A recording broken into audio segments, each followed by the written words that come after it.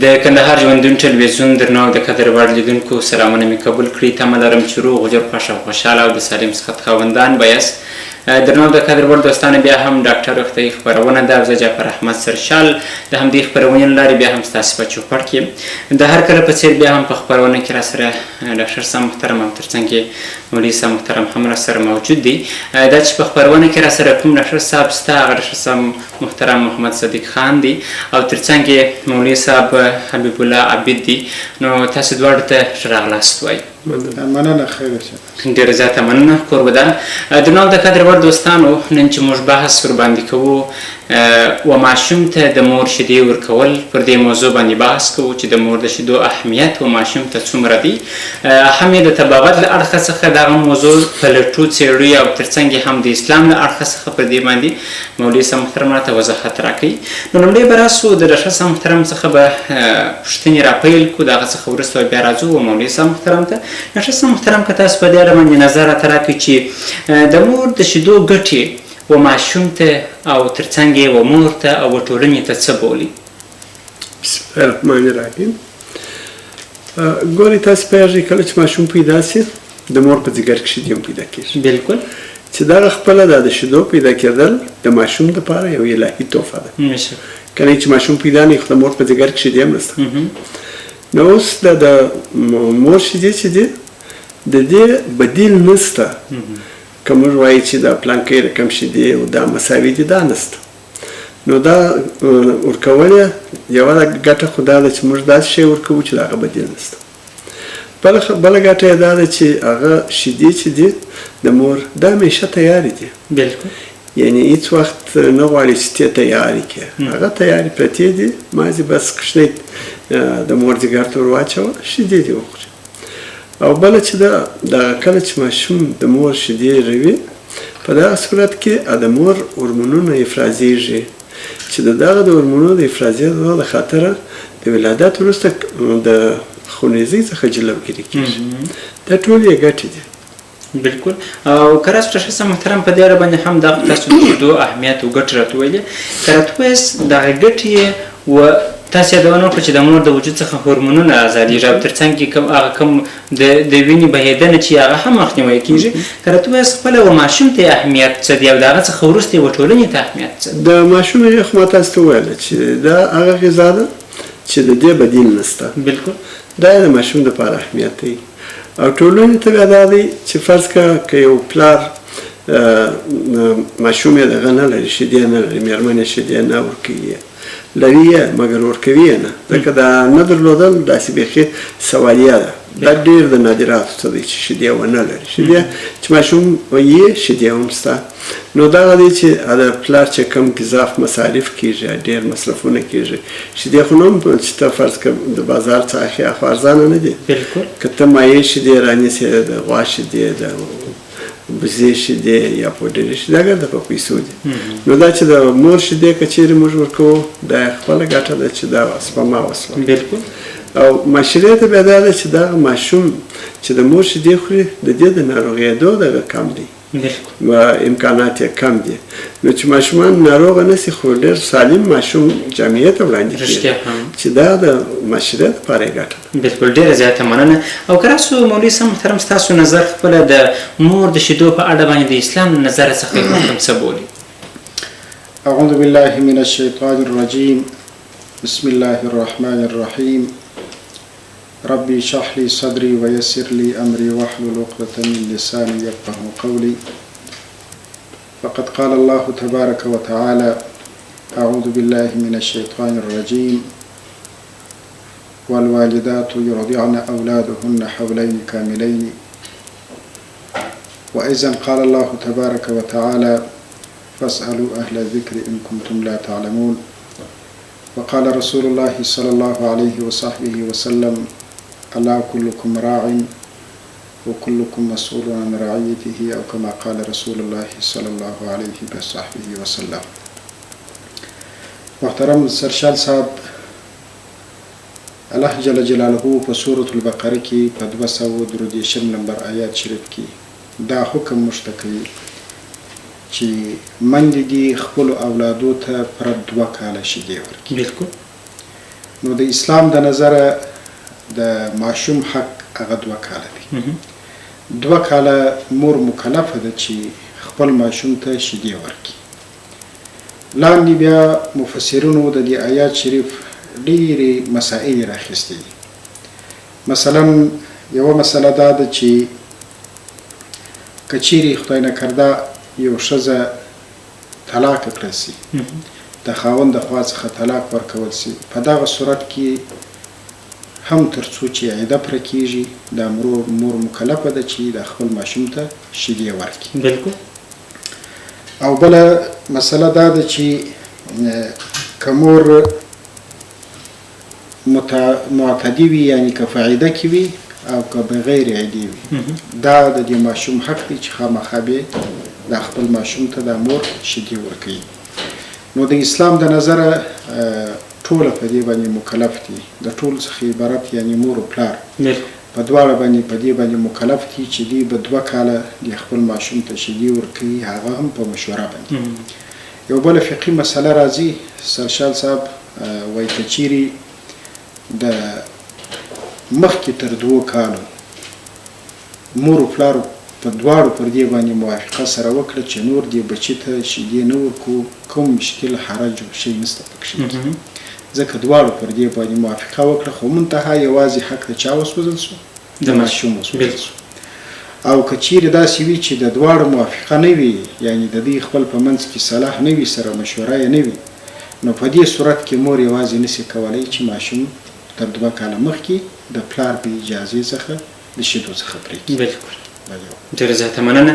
او که راسو راشه محترم، ستاسو نظر په دې اړه باندې څه دی چې په نړیواله کچه باندې د دغه شیدو ورکول اهمیت څه بولي چې دومره خاصه پاملرنه ورته کېږي؟ ما مخکې عرض وکړی چې د مور د شیدو بدیل نشته.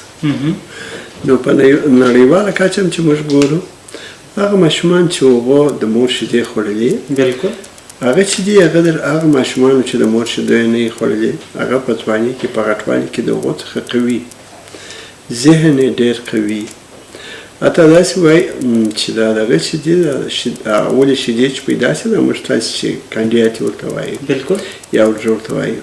یعنې که یو کوچني دغه خوړلی یې په کوچنیوالي، کله چې دی لوی سي عمر هم پر تېر سي، بیا دی قلبي حمله نه پوره ځي، د شکر په مریضي نه اخته کېږي، چې دا ګرده د دغه شیدو دغه دې ګټې دي.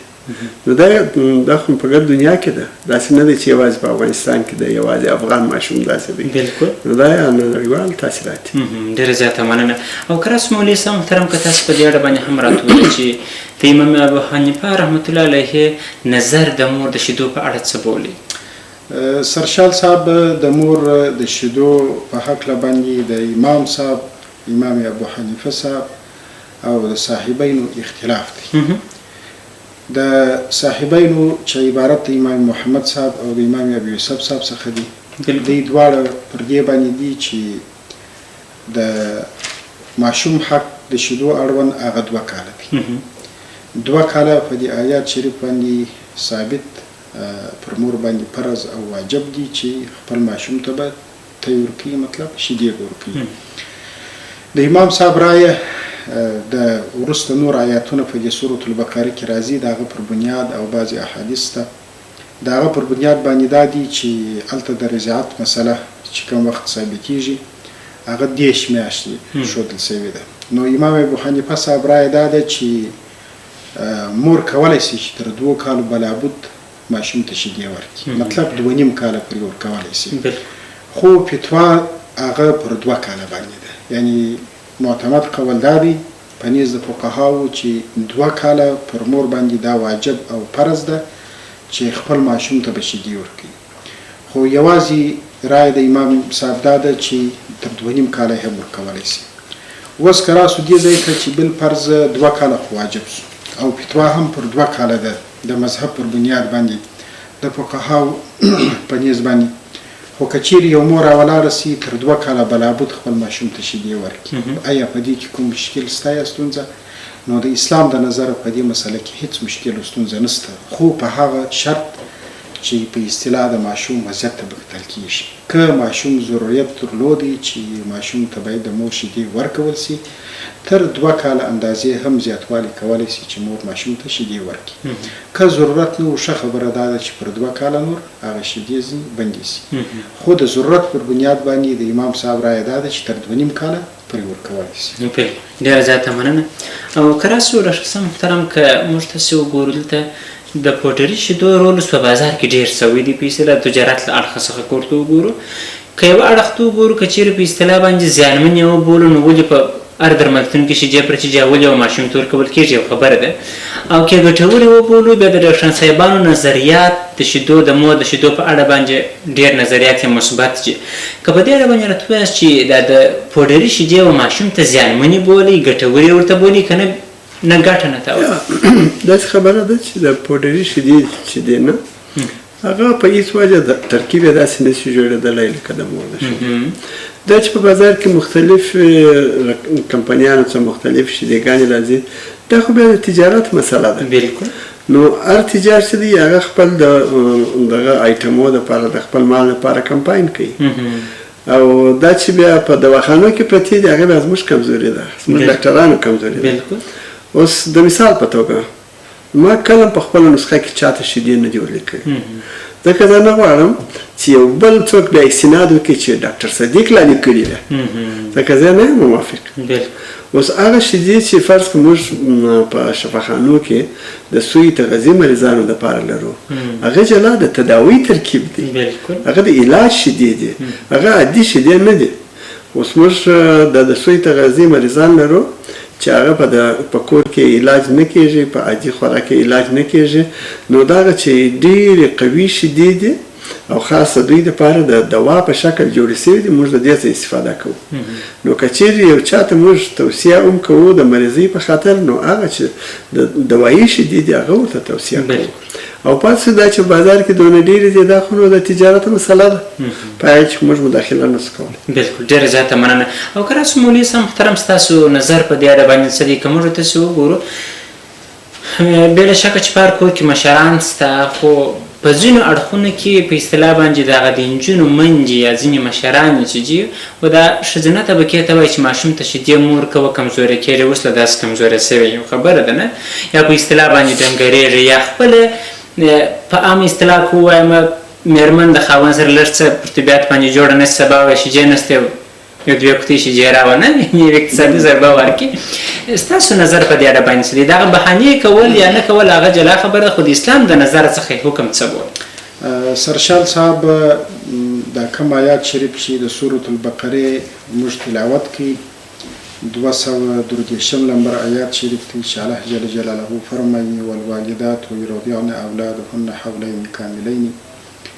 د دې څخه لاندې مفسرینو دا مسله راخیستې ده، وایي غفلت کول او ماشوم ته شیدې نه ورکول پر وخت باندې په هغه صورت کې چې مور شیدې هم ولري، نو دا سخته ګناه ده د اسلام د نظره د دې مور دپاره. او کوم حدیث شریف چې موږ تلاوت کوي، د دې حدیث شریف مفهوم هم دا دی چې باید موږ په دې خپلو کورو کې ټولو کورنۍ مشران، خصوصا پلارونه په دې باندې مکلف دي چې باید د روغتیا پالانو د ډاکټر صاحبانو د خوا څخه چې کومې سپارښتنې د مور د شیدو اړوند کېږي هغه باید عملي سي. بلکل. ځکه موږ ډېر مثالونه لرو چې موږ په خپل په کور کې شخصي زه سره مخامخ سوی. بلکل.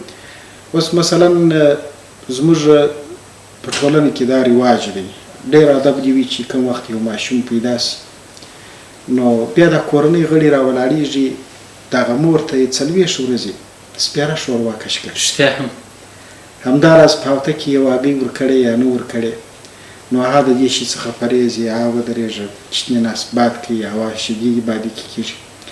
نو جناب ډاکټر صاحب ناست دی د دې په اجازه، نو څومره قدر معلومات چې موږ ته ستا یا د دې اړوند چې کوم په اصطلاح سیمینارونه موږ اخیستي دي یا ګډون موږ کړی دی، نو موږ ته د استادانو د خوا څخه ویل سوي دي چې ډېر داسې محدود 2-3 شیان دي چې په دغسې حالت کې مور د دې څخه منع ده د طب د نګاه څخه چې هغه شی دې وخوري. نور چې په څه دا مور ته پر خوله ورځي هغه باید وخوري. بالکل. خصوصا سبزیات ډېر استعمال کړي، د هغه څخه استفاده وکړي، پاکې پرېوي په هغه خپله مستقله دوا باندې، که په اصطلاح هغه نه وي چې روغتیا پالان یا ډاکټر صاحبان موږ ته د دې سپارښتنې همیشه کوي.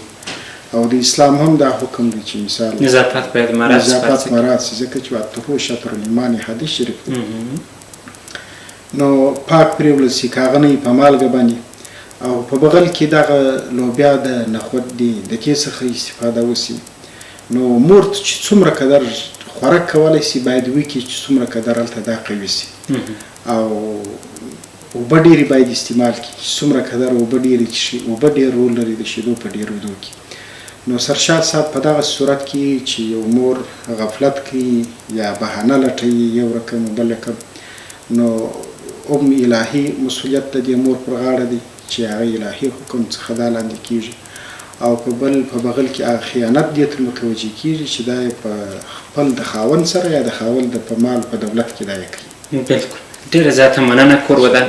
او که راسو ډاکټر صاحب محترم، په دې اړه باندې هم تاسو مخکې لږ څه اشاره وکړه چې هغه لومړنۍ شیدې د ماشوم دپاره ګټورې بولي، خو د اورېدو څخه یا د لیدو څخه پر مثال لومړنۍ شیدې یو ماشوم ته په کورونو کې نه ورکول کېږي، وایي دا یو اضافه څه دي. نو نظر مو په دې اړه باندې څه دی؟ ګورې دغه لومړنۍ شیدې چې دي دا په دې کې بیخي زیات دغه شته، انټي باډیګانې شته چې دغه انټي باډي چې ده دا وظیفه لري چې په بدن کې میکروب ته ځای ورنه کړي. بالکل. د میکروب نشونما ته زمینه مساعده نه کړي. او په دغه اولنۍ شیدو کې یا په دې ورژو کې چې دی ډېر زیات پروټینونه دي، ډېر زیات امینو اسیدونه دي چې دا بیا وروسته په دا وروستنۍ شیدو کې دا ګرده پر یوه ځای نشي برابرېدلی. بالکل. نو ځکه دا چې دا ډېرې مؤثرې دي. او ما تاسو ته مخکې وویله نه چې دا کم ریسرچونه چې سوي دي، کم کوچني ته چې دغه ورکړه سوي یې، د هغه کوچنی چې کله غټ شي په غټوالي کې په دې کې قلبي حمله نه پېښېږي. بالکل. دی د شکر د ناروغۍ سره نه مخامخ کېږي. د فشار لوړ فشار سره ډېر په نادراتو کې پیښ شي، که نه پیښېږي. دا ګرده د دغه انټي باډیګانو او د دغه های پروټینو دغه دی نتیجه ده چې دا په د اولو شیدو کې دي. خو دا چې بعضې فامیلو کې رواج دی وایي دا اولې مور کوي، دا چې په تیکې پاته سوي دي، دا بعضې مزخرفات دي، یعنې کوم علمي دغه نه لري، اساس نه لري. ډېره زیاته مننه. مولوي صاحب محترم، که چیرې د اسلام اړخ ته راسو، الحمدلله مسلمانان یو د هر څه دپاره یو خاص تعدل ایښی دي. که په دې اړه باندې راته ووایاست که چیرې په اصطلاح باندې یو مېرمن و ماشوم ته شیدې ورکوي او د خپل خاوند څخه دی په اصطلاح باندې د یو مزدورۍ غوښتنه وکړي چې زه ستا اولاد ته شیدې ورکوم، په عوض کې بیا ته ماته دا څه راکوي، اسلام یې په اړه باندې څه وایي ستاسو؟ سرشال صاحب لکه تا چې وویله رښتیا هم الحمدلله زموږ ټولنه یو اسلامي او مذهبي ټولنه ده، په دې کې شک نشته. او په اسلام کې یو داسې جزیه نشته چې هغه دې راخیستل سوي نه یا هغه یې علماو یاداشت کړی نه یا د هغه تحقیق یې نه سوی. نو دا کوم آیات شریف چې په سر کې د دې موضوع اړوند موږ تلاوت کړي په معرف القرآن کې دا مسله مولانا محمد شفیع صاحب چې هغه د تفسیر مصنف دی، هغه دا مسله راخیستې ده. وایي ښځې ته دا ناروا ده چې دا راولاړه سي د خپل ماشوم ته پرتي ورکولو باندې د خپل خاوند څخه اجر اخلي یا مزدوري اخلي. بالکل. نو د اسلامي نقطې نظر ښځه دا حق نه لري چې پر شیدو ورکولو یا مثلا پرتي ورکولو باندې خپل ماشوم ته د خپل خاوند څخه مزدوري واخلي یا یو داسې بار یا بوج پر کښېږدي چې د دې په مقابل کې چې چې ته په اصطلاح تی ورکوم یا شیدې ورکوم، نو په مقابل کې به دا څه ماته راکوي. طبعا هغه سرشال صاحب جلا حقوق دي چې مثال مېرمن پر خاوند باندې کوم حقوق لري په اجتماعي ژوند کې، او خاوند پر مېرمن باندې کوم حقوق لري. مور دومره قدر حق لري چې خاوند هغه څه ته برابر کړي د خاوند د توان او طاقت مطابق، چې په هغه باندې د مور صحت برابریږي، مور صحتمنده کېږي، د هغه په ذریعه باندې په اصطلاح د مور شیدې ډېرېږي، اتومات یا ګټه بیرته ماشوم ته رسېږي. دغه شیانو غوښتنه طبعا کولی شي او دا د مور حق دی شرعاً چې باید وکړي او هم بیا خاوند ورته پر ځای کوي، خو په دې شرط چې د خاوند د توان مطابق. ډېره زیاته مننه. او رشاد صاحب محترم، په دې اړه باندې مو نظر څه دی چې زیات وخت فرض مثال د منډې د خوا څخه دا انګېزه خپره وي، فرض مثال مور یې ډېره ضعیفه وي، په اصطلاح باندې یادونه کوي چې شیجې نشته یا درملتون تورجیې او رقم بله کوم ګولۍ څخه استفاده کېږي. که چیرې احیانا د مور شیدې فرض مثال تاسو په خپلو خبرو کې یادونه وکړه چې د مور د شیدو کمښت ناشونی دی، خو خیر تاسو بیا وبولو د دې پر خبره به څه لږ څه تکیه وکړو. په داسې حالت کې باید څه وکړي؟ داسې دی که چیرې مور دا شکایت کوي چې زما شیدې لږ دي، کوچنۍ مې نه مړېږي، اکثره دوی دا شکایت چې کوي په دا شکل یې کوي. نو هغه دا دی چې باید په تغذیه کې فرق راسي. باید هغه شیان ورکړه سي مور ته چې هغه اوبلن شیان دي، مطلب شوروا ورکړي چې ډېره اوبه پکښې کېږي، کورت غوړي ور جوړ کړي چې ډېرې اوبه پکښې کېږي. په دا اوس سیزن کې بازار کې هندواڼې ډېرې دي چې هغه خپله ډېرې اوبه لري، مطلب هغه رقم غذاوي هغه رقم مېوې چې په هغې کې د اوبو حجم ډېرې هغه ور ډېرې کړي، نو دا شیدې خپله ډېرېږي ورسره. بلکل، ډېره زیاته مننه. او که راسو مونیس محترم په وروستیو کې که تاسو خپل نظریات راته راکړئ د شیدو په اړه، تاسو مخکې ډېر ښه وضاحتونه ورکړل د ډاکټر صاحب په شمول چې د اسلام د نظره څخه د ماشوم حق پر مور باندې دی چې باید فرض مثال تغذیه کې د شیدو له اړخه څخه نور مو یو خاص پیغام د شیدو په اړه وایي. سرشال صاحب زه فقط یو نظر د ډاکټر صاحب محترم پر خبرو باندې بلابد کوم. لکه ډاکټر صاحب چې اشاره وکړه دا ډېره مهمه نکته ده چې هغه مور تغذیه کول یا د مور غذا او خواړه سمول دا د کور د فامیل د مشر یا په اصطلاح د خاوند حق دی چې هغه باید دا هر څه برابر کړي. نو زموږ پیغام ټولنې ته هم دا دی، خصوصا د کورنۍ مشرانو ته یا خصوصا پلرو ته د اولادو، چې تاسو کوشش وکړئ چې د مور خوراک ته ډېره توجه وکړئ. سرشال صاحب زموږ په ټولنه کې ډېر داسې خراب رواجونه شته چې هغه هم په اصطلاح د اسلام سره په ټکر کې دي او هم د طب یا د روغتیا پالانو د قانونو په اصطلاح د دغه سره په ټکر کې دي. نو پلرونه په دې مکلف دي چې باید د اصولو مطابق یا خصوصا چې روغتیا پالان یا ډاکټر صاحبان څه فرمایي په دې مسله کې د هغه مطابق خواړه د مور ته برابر کړي. اوس ښه خواړه موږ چی ته ویلی سو په نن زمانه کې مثلا سرشال صاحب بلکل په اوسط ډول که سړی ووایي ښه خواړه موږ دې ته وایي چې په یو کور کې یو کټه و شوروا باندې وریجې ورسره وي، د وخت موسمي یو میوه ورسره وي.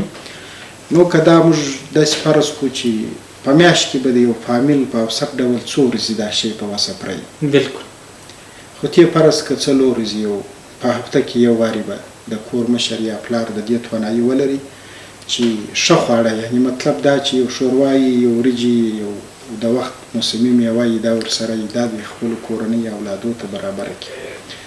خو زموږ بدبختانه دا رواج داسې راغلی دی، دا شرایطو حالات داسې راغلی دي چې کوم وخت دغه ورجو د غوښو شپې ته نوبت رسېږي، یو خو په خوله پلار یا د کورنۍ مشر نارې وایي چې نن مې د غوښو نوبت ورځ ده که نه. دا شیان موږ اورو، خو ځکه چې همیشه موږ په سفرو کې په کلیو کې ګرځو. اوس پرون زه د روزګان ولایت څخه مثلا رالم، یوه هفته هلته ما تېره کړه په ولسوالیو په کلیو کې. نو بیا په دې ورځ باندې چې کوم وخت دا ښه خواړه برابر سي، بیا نو نور برېتور ناستې په کوټه کې مېلمانه دي. نو مور خواره کوي چې تر ډېر فشار لاندې وي که نه. د اولاد خدمت د دې پر غاړه دی، د خاوند خدمت د مور پر غاړه دی، د میلمه خدمت د مور پر غاړه دی. نو دا تمام ورځ مصروف وي، ستړي نو ستومانه د میلمنو پر اکرام او عزت چې هغه سره برابر کړي. کوم وخت چې هغه سره برابر شو نو خو ښه خواړه ټوله ولاړه پروت او خو پر بریتو لاس تېر کړي. هغو چې پر بریتو لاس تېر کړي د هغو کار چې خلاص بیا چې یو څه شی په مجمع یا په غاب کې پاتې دلته په د مابینځ کې بیا د خادمان یو وارې پروت دي. میوې په غاب کې یو سیب مثلا پاتې دی، هغه یو خادم جیب ته واچوي، کوچنی دی مثال دا شیان وړي راوړي. نو که چیرې راسو حقیقت مور یا هګۍ ته بېرته ناست دی یا ځان ته پټاټې سرې کوي یا هغه د ماشومانو د میلمنو څخه چې کومه پسخورده پاتې وي په هغه باندې مکلف وي. نو زه وایم چې په دغه رسم رواجو کې زموږ باید ډېر غټ تغییر موږ راوړو او دا ډېره اساسه موضوع ده، ځکه چې په نن شرایطو کې لکه ډاکټر صاحب چې وویل رښتیا هم داسې مور نشته چې هغه دې شیدې نه لري. دا چې موږ ځان ته یوه بانه او بله بانه یا یو مور مثلا ځان ته یو بانه لټوي دا جلا خبره. دلته زما په نظر باندې اصلي علت په دې کې دی چې د دغه مسلې دپاره موږ په صحیح توګه عامه پوهاوی نه لرو. بالکل. که موږ چیرې راولاړ سو د عامه پوهاوي پروګرام ته پراخوالی ورکړو په دې بخش کې چې حتی د هر کور تر مشر او تر پلاره پورې دا موضوع ورسیږي او خصوصا مسجد او منبر یوازې تر دیني مسایلو پورې خاص نه کړو. د دیني مسایلو په بغل کې دغسې موضوعاتو ته چې هغه د انسان د ژوند مسله ورسره تړلې ده یا ملي موضوعات دي دا کې هم ځای ورته ورکړو او دغه موضوعات تشریح کړو او خلک په خبر کړو. نو د ډېرو مشکلاتو څخه به موږ ځان ساتلی. اول دا مشکل دی چې خدای نکرده سبا بچی سوی ته رسي. بالکل. دا په خپله غټ مشکل دی. که نه نو خو موږ ته ټوله د اولادو پلرونه یې په اصطلاح طبعا مور و پلار ډېر حارس وي چې په اصطلاح اولاد یې ښه ډاکټر، اولاد کې مثال ښه عالم پیدا سي، حافظ د قرآن پیدا سي، ښه انجینر پیدا سي، ښه ښوونکی یا معلم پیدا سي. خو لیکن دا هر څه بیرته د بچي تر صحته پورې تړلي دي چې مور و پلار به په اصطلاح خپلو امیدو ته هغه وخت رسېږي چې دی ټولنې ته سالم بچی وړاندې کړي. یوه دا خبره ده. دومه خبره دغه ده چې هغه اقتصادي مشکلاتو ته باید موږ ډېره توجه په اوس شرایطو کې بیا وکړو، ځکه چې هغه روغتیایي سپارښتنې چې د روغتیا پالانو د خوا څخه موږ په مکلف یو او موږ ته په اصطلاح راجع دي یا متوجه یو موږ دې ته چې په هغه باندې عمل وکړو. هغه کله کله ناکله داسې وي چې د ټولنې د ادرس څخه هغه ته خاص توجه نه کېږي ځکه سر یې نه په خلاصېږي، سره اشنا نه وي. نو په دغه صورت کې نو باید هغه اقتصادي مشکلات موږ دې خلکو یا ټولنې ته رامخته کړو. اوس که موږ دغه سپارښتنې چې هغه د طب د نګاه څخه یا په اصطلاح د روغتیا پالانو ډاکټر صاحبانو د خوا څخه موږ ته کول کېږي، مندو ته کول کېږي، پرورو ته کول کېږي، که په دې باندې عمل ونه کړي طبعا اوس یو وخت داسې و چې ما هم خپل ماشوم ته پوډري شیدې راوړلې خو په هفته کې به یوه کوټۍ لازمه وه. اوس که موږ بازار ته ولاړ سو څومره قدر معلومات چې زما دي یوه کوټۍ شیدې یا یو ډبلی شیدې د 2500 افغانۍ څخه تر 540 افغانو پورې دا قیمت دی. بالکل. نو دا چې ته د میاشتې ظرف کې ډېر غټ شی جوړېږي. نو په دغه شرایطو حالاتو کې باید اقتصادي بخش ته هم توجه وکړو. خو غټه خبره دا ده چې باید پر دې باندې کار وسي چې د طب د نګاه څخه د ډاکټر صاحبانو د خوا څخه او خصوصا هغه مور و پلار چې هغه الله جل جلاله دوی ته اولاد ورکړي په دغسې وخت کې دوی مکلف دي چې باید لازمي 10 ورځې کې 15 ورځې کې د کوچنیانو د ډاکټر متخصص صاحب لکه مثال ډاکټر صاحب چې مشوره واخلي د اولاد د پیدا کېدو څخه مخکې باید ولاړ سي، خامخا د قابلې سره مشوره وکړي. نو هغه سپارښتنې چې د روغتیا پالانو د خوا څخه ورته کول کېږي چې هغه هم د مور تر صحته پورې تړلي او سبا ورځې د ماشوم دپاره ښه ګټوري هغه باندې باید عمل وکړو. بالکل. ډېره زیاته مننه. او که راسو جناب رحمت محترم داسې فکر به وکړو چې یو مور د په سارا کې فرض مثال ژوند کوي نه دا زموږ خپرونې ته لاسرسی لري چې تعقیبي کړي، نه بل څه نه معلومات لري، نه علمیت، نه داسې څه. ماشوم دی په اصطلاح باندې بس دغسې لوی کړي په اصطلاح یا په پوډري شیدو باندې خپل شیدې نه کړې وای. ستاسو په نظر باندې دغه ماشوم په راتلونکي کې کومې ستونزې کومې ناخوالې ته د روغتیا له اړخه څخه پېښېدونکي به وي د ذهنیت به دا کوچنی چې د هغې نه یې خوړلې د مور شیدې نه یې خوړلې اول قدم کې دا دی د دماغي انکشاف کم وي یعنې ذهنیت یې کمزوری وي. بالکل. که چیرې دا بیا وروسته پر ده باندې معاینات وسي کېدلی شي د IQ کم وي بیخي ځکه چې د مور په شیدو کې چې کم دغه سته کم انزایمونه سته کم ویټامینونه سته او کم هورمونونه سته هغه په د پوډري شیدوګانو کې نه ځای پر ځای کېږي. نو کېدلی شي چې د ده د دماغي توازن یې سم نه او جسماً هم کېدلی شي چې دی داسې قوي نه وي لکه څنګه چې د مور شیدې چې خوړل دي هغه قوي.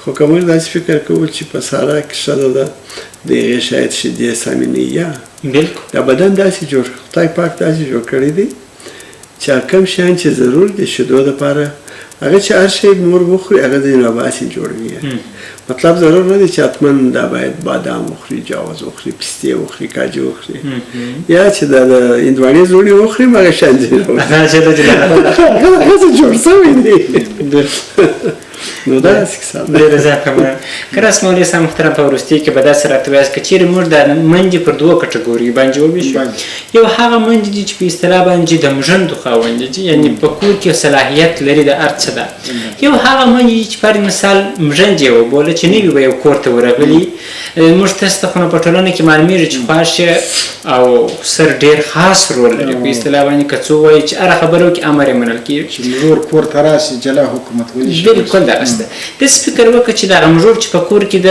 نوې ده یعنې اول ماشومې دی یا دویم ماشومې دی که څه هم دا یو مریضي ولري که څه مریض یې موږ خپل خاوند ته ووایي چې زه دا ډاکټر ته ځم یعنې مور یې ښه بیا دا دی بیا چې د جیب په خوله وکړه خو هغې ډاکټر ته چې روانه کړله د ماشوم چې پر سر نه وي درسوي بیا چې ډاکټر ته یې کړی یو خبره ده نه ستاسو په نظر باندې هغه والدینو ته مو د اسلام د نظره څخه کوم پیغام ورته لري څه باید وکړي د اسلام د نظر څخه حکم یې څه دی پر دغه نجلۍ باندې چې و کور ته یې راغلې ده او و ماشوم ته چې خپل حق ورته ورسېږي نظر مو په دې سرشال صاحب مخکې یو خبرو کې موږ اشاره وکړل چې اسلام ډېر عادل نظام دی او الله جل جلاله موږ ته ډېر ښه نظام را په برخه کړی دی چې موږ الحمدلله مسلمانان پیدا کړي دا هر چا حق معلوم دی په یو کور کې که پلار ژوند کوي د پلار حق معلوم دی که مور ژوند کوي د مور حق معلوم دی که میرمن ژوند کوي د میرمن حق معلوم دی که خاوند وي د خاوند د ورور د خور د اولاد د هر چا حق معلوم دی همیشه لکه تا چې اشاره وکړل د داسې مشکلات موږ په ټولنه کې هم لیدلي دي هم اورېدلي دي بالکل او هم شته نو غټه خبره دا ده چې دغسې شرایطو په دغسې حالاتو کې چې موږ سره مخامخ کېږو یا څه اورو یا وینو غټ علت یې زما په نظر باندې هغه یو چا ته خپل حق نه ورکول که موږ رښتیا راولاړ سو دا فکر وکړو لکه څنګه چې ځان ته دا حق ثابتو په دې کور کې څه ځان ته ثابتو یا ځان ته عزت ورکو نو دومره قدر د میرمن هم پر موږ باندې حق لري لکه خواښه چې خواښتوب غواړي یا خسرتوب غواړي مژور بیا مژورتوب غواړي اسلام د دې حق ورکړی دی چې دا مژور بلل سوې ده دا خپل حق لري باید 100% حق چې د دې دی هم پر خاوند باندې هم پر خواښه خسر باندې په اصطلاح دا به خامخا ورکړي لکه څنګه چې اولاد بس موږ وویل چې 2 کاله اولاد پر مور دا حق لري چې 2 کاله به پوره شیدې ورکوي دا پر دې مور باندې په دې آیات شریف باندې چې زموږ او ستاسو ایمان او عقیده ده باندې چې دا باندې فرض او واجب دي خو لیکن داسې وخت په شرایط هم په دې ژوند کې راځي چې بیا د هغه مور او پلار حقوق پر دې اولاد باندې دغسې فرض کېږي نو ښه خبره دا د سرشال صاحب چې باید یو بل ته درناوی سره ولري هر چا ته خپل حق ورکول سي نو په دغه صورت کې به بیا د دې مشکلاتو څخه موږ خپل کورونه ټوله پاک ساتو ډېره زیاته مننه ډاکټر صاحب محترم ستاسو څخه مولوي صاحب محترم چې خپرونې ته راغلاست په رښتیا هم ډېر ښایسته پر ښایسته وضاحت مو د موضوع اړوند راکړي ډېره زیاته مننه کور ودان درنو د قدر وړ دوستانو په دې هیله یم چې په دې باندې پوه سوي یاست چې د مور د شیدو اهمیت د اسلام د نظره څخه څومره اړین بولي او د طبابت له اړخه څخه نو په دې هیله یم چې د ډاکټر صاحب محترم او تر څنګ یې د مولوي صاحب محترم کومې ویناوې چې وکړلې عملي سي تر څو ستونزې مو هم د روغتیا له اړخه څخه حل سي او هم اسلام تر پښو نیول لاندې کړی نو تر بیا پورې چې زه جعفر احمد سرشال د همدې خپرونې له لارې ستاسو په چوپړ کې حاضرېږم پر چشم تعالی مو سپارم روغ صحت ولرئ د الله